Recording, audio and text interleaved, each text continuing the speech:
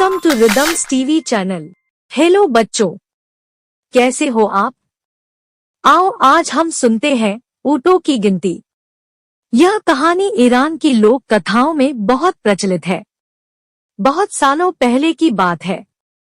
यह तब की बात है जब आकाश नाम का एक लड़का अपने 10 ऊँटों के साथ रहा करता था।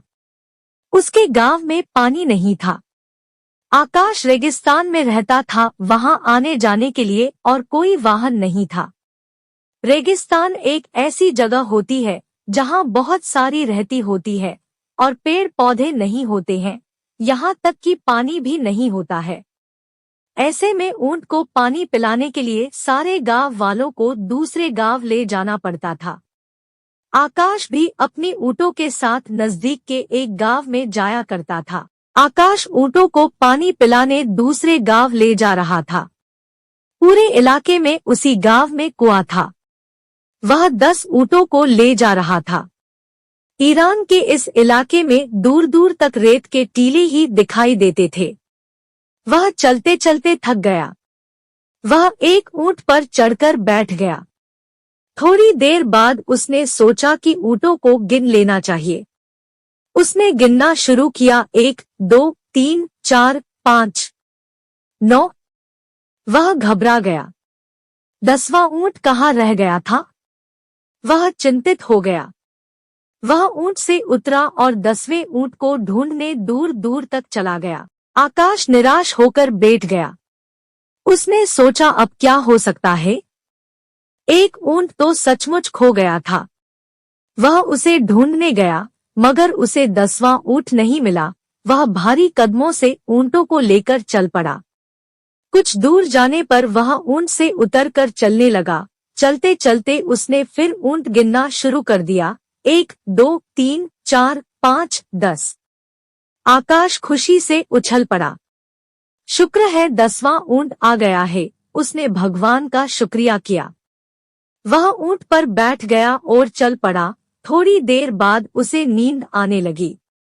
उसने सोचा, इस नींद को भी इसी वक्त आना था। चलो पहले ऊँट गिन लेता हूँ।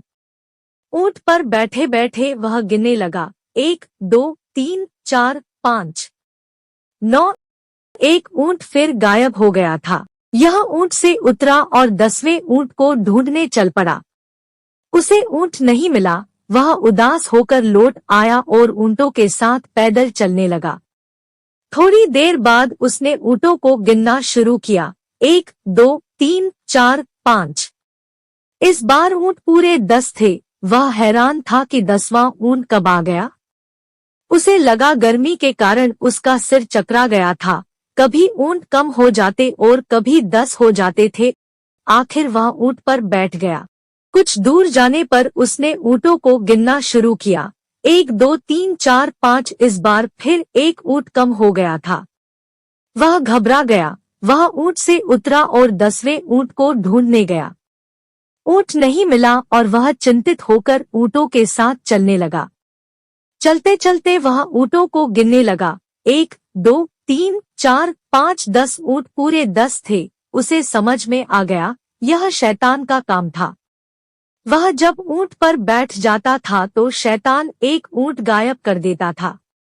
पैदल चलने पर ऊँट गायब नहीं होता था। उसने गुस्से में शैतान को कहा, अरे शैतान, तू नहीं चाहता कि मैं ऊँट पर बैठ कर चलूं? तू मुझे कष्ट में देखना चाहता है। कोई बात नहीं, मैं पैदल ही चलूंगा। इससे मेरा एक ऊँट तो बच जाएगा। इतना कह वह ऊँटों के साथ पैदल चलने लगा। आकाश चलते चलते कुएं के पास पहुंचा। वह थककर चूर हो गया था। उसने पानी पीते हुए ऊँटों को गिना, 1, 2, 3, 4, 5, 10। उसने दोनों हाथ उठाकर भगवान का शुक्रिया करते हुए कहा, हे भगवान, तू बड़ा मेहरबान है। मैं तेरा शुक्रगुजार हूँ। तूने 10 के 10 ऊँट पूरे कर दिए हैं। मैं जल्दी से इनको लेकर घर वापस जाता हूँ। यह कर कहकर वो घर की ओर निकाल पड़ा। सिख। यह कहानी हमें ये सिखाती है कि हमें हमेशा अपनी सूझबूझ से काम करना चाहिए। तो देखा दोस्तों, आपको पता चला एक ऊँट कहाँ जा रहा था। क्या सच में ऊँट खो गया था?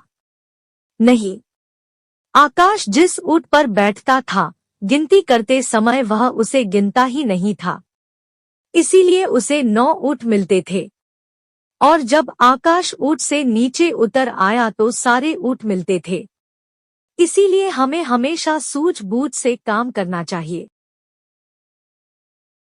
Please like and subscribe our YouTube channel so that you will be informed when any new video is uploaded.